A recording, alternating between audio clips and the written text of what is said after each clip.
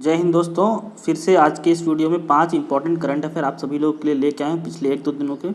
तो चलिए आज का वीडियो स्टार्ट करते हैं और देखते हैं करंट अफेयर। तो पहला अगर मैं बात करूं जो फर्स्ट हमारा करंट अफेयर वो है कि प्रत्येक साल 1 जून को क्या मनाया जाता है, विश्व दुग्ध दिवस मतलब वर्ल्ड मिल्क डे मनाया जाता है 1 जून को। ठीक है, अब इसमें खास बात यह है कि संयुक्त राष्ट्र के खाद्य और कृषि संगठन द्वारा दूध के वैश्विक महत्व को उजागर करने हेतु सबसे पहले इस दिन की शुरुआत की गई थी। किसके द्वारा मनाया जाता है? संयुक्त राष्ट्र के द्वारा। कब मनाया जाता है? 1 जून।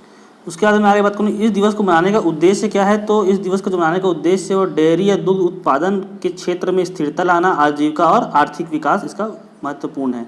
ठीक है, इस वर्ष की थीम, इस बार जो थीम रखी हुई है वो इस वर्ष की थीम ये है कि पर्यावरण, पोषण, सामाजिक आर्थिक सशक्तिकरण के साथ साथ डेयरी के क्षेत्र में स्थिरता लेके आना है। कि मतलब इसका जो क्षेत्र है वो स्थिर रहे, आर्थिक क्षेत्र से भी, पर्यावरण के क्षेत्र से भी और पोषण के उससे भी। तो आप लोग यहाँ याद रखेंगे कि 1 जून को क्या मनाते हैं? विश्व दुग्ध दिवस।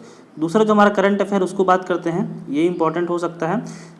चीनी सरकार ने हाल ही में अपने नागरिकों के लिए बच्चों के जन्म को लेकर के लगाया प्रतिबंध जो लगाया था उसमें थोड़ा सा ढील दे दी है। ढील में इसलिए कर दी कि पहले क्या था, 2 बच्चों को जन्म लेने की इजाज़त थी, लेकिन अब उसको अधिकतम क्या कर दिया गया है, बढ़ाकर 3 कर दिए गए। अब आप चीन में 3 बच्चे पैदा कर सकते हैं। सरकार ने ये कदम क्यों उठाया? अब कॉमन सी बात है, उसकी घटती प्रजनन दर होगी, ठीक है, उसके वर्कफोर्स में कमी आ रही होगी, तो इसी कारण क्या कर दिया गया है, इसको बढ़ाया गया है।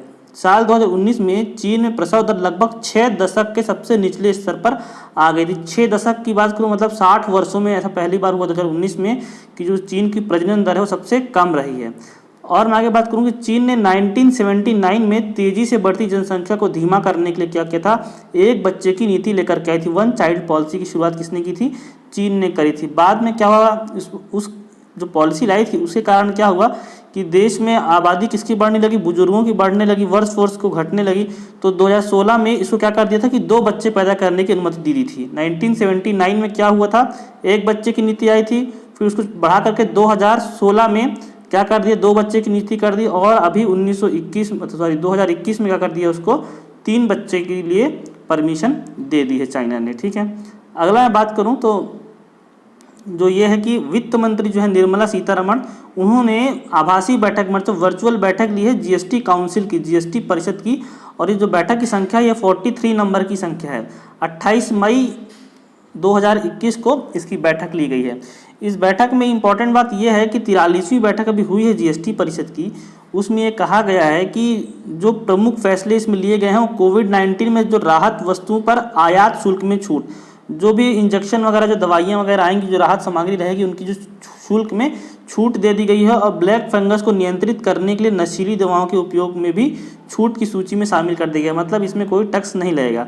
दूसरा एक ये निर्णय लिया गया है कि जो वार्षिक रिटर्न की जो फाइलिंग को आसान बनाने के लिए जीएसटी अधिनियम में संशोधन करने की सिफारिश की गई थी। और ये जो छूट दी गई है वो 31 अगस्त 2021 तक कोविड-19 से संबंधित वस्तुओं पर आयात शुल्क में छूट देने का निर्णय लिया गया। 31 अगस्त तक जो कोविड-19 संबंधित जो दवाइयाँ वगैरह आएंगी उसमें क्या कर दिया गया है, छूट देने की बात कहेंगे। तो आप लोग ये याद रखेंगे जो जीएसटी परिषद की अध्यक्षता कौन करता है? वित्त मंत्री करता है। वित्त मंत्री से निर्मला सीतारमण जी हैं। और उसके बाद किस नंबर की बैठक हुई थी? तो 43वीं नंबर की बैठक हुई थी, वर्चुअल बैठक हुई थी, मतलब वीडियो कॉन्फ्रेंस के माध्यम से।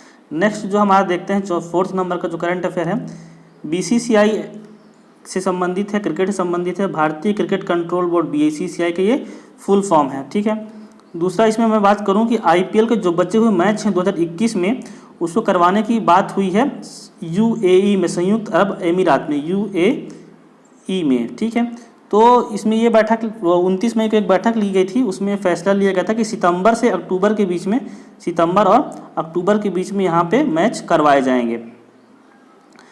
बीसीसीआई के अध्यक्ष सौरव गांगुली हैं, उपाध्यक्ष कौन है? राजीव शुक्ला हैं। और जो अभी यूएई में एक बैठक होने वाली है क्रिकेट बोर्ड की, 2 जून को उन लोग क्या करेंगे, प्रस्तावित बैठक में तारीखों की घोषणा करेंगे। तारीखों की घोषणा नहीं कर दी है कि किस किस डेट में मैच स्टार्ट होंगे। लगभग 30 या 31 मैच जो है वो भी आईपीएल के बचे हुए हैं, शायद 31 मैच वहाँ पे बचे हुए हैं, इसको आप लोग देख लीजिएगा। ठीक है, बीसीसीआई ने यह भी कहा है कि मानसून होता है सितंबर अक्टूबर में, भारत में मानसून को, मौसम को देखते हुए 2021 में जो बाकी जो बचे हुए मैच हैं उसको कहाँ करवाया जाएगा, सितंबर अक्टूबर के महीने में यूएई में कराया जाएगा। तो इसको आप लोग याद रखेंगे।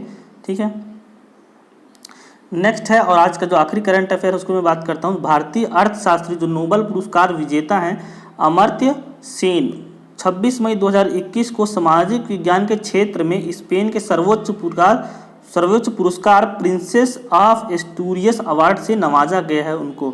ये भारतीय नोबेल पुरस्कार विजेता अमर्त्य सेन है, इनको अर्थशास्त्र के क्षेत्र में नोबेल पुरस्कार दिया गया था कल्याणकारी अर्थशास्त्र के लिए। तो इसका डिटेल मैं आपको बताता हूँ। प्रिंस ऑफ एस्टूरियस फाउंडेशन जो यहाँ पे पुरस्कार देने वाली संस्था है 26 मई 2021 को एक प्रेस विज्ञप्ति में कहा था कि 28 वर्षीय जो सेन है उनको 20 देशों के 41 उम्मीदवारों में से इनको चुना गया। 20 देशों से उन्होंने ये कॉन्टैक्ट किया था, 41 उम्मीदवारों में से अमर्त्य सेन को उन्होंने चुना है इस पुरस्कार के लिए। और क्यों दिया गया है ये बहुत इंपॉर्टेंट है एग्जाम में। उनका जो प्रसिद्ध कार्य है जो है गरीबी और अकाल के लिए, उन्होंने इकोनॉमिक्स के क्षेत्र में काफ़ी काम किया, गरीबी और अकाल से लड़ने के लिए कुछ नीतियां बनाई हैं, उनके लिए इस पुरस्कार को नवाजा गया है। अमर्त्य सेन के बारे में बात करूँ तो 1933 में उनका जन्म हुआ था, कोलकाता से संबंधित है वो, और उनकी शिक्षा भी यहीं हुई थी। और वर्तमान में कहाँ वो सेन हार्वर्ड विश्वविद्यालय में क्या है वो प्राध्यापक हैं, मतलब प्रोफेसर हैं। तो ये जो अभी वर्तमान की जो मैंने आपको करंट अफेयर बताए हैं 5 इंपॉर्टेंट करंट अफेयर, जिसको आप लोग चाहे तो नोट कर सकते हैं। वीडियो अगर आपको पसंद आया तो उसको लाइक और शेयर कर सकते हैं। मिलता हूँ आपसे अगली वीडियो में, तब तक के धन्यवाद। जय हिंद।